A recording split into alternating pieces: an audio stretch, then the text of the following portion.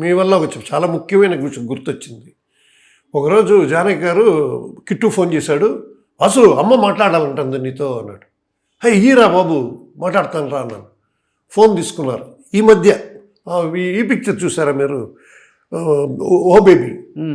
ఓ baby లక్ష్మీను Samantha కదా, లక్ష్మీ సమంత. ఆ picture చూశారంట. నువ్వు నాకు హెల్ప్ చేస్తావా అన్నారు.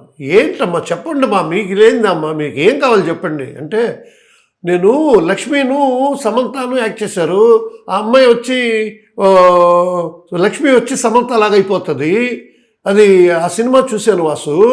అందులో రాజేంద్ర ప్రసాద్కి కూతురో పెళ్ళామో ఎవరో తెలియదు, ఒక అమ్మాయి యాక్ట్ చేసింది.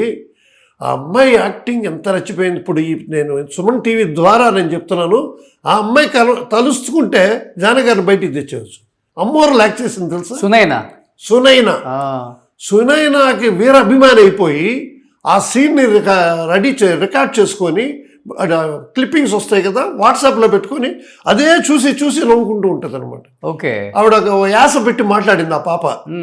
సునైనా అవును, నచ్చిపోయి నాకు ఫోన్ చేసి, నాకు కొంచెం దయచేసి ఆ అమ్మాయిని నాకు ఫోన్ చేయమంటావా, నాకు మాట్లాడాలని ఉంది, నేను పిలుచుకోవాలని ఉంది ఆ అమ్మాయిని. నేను చెప్తాను సునైనా గారికి.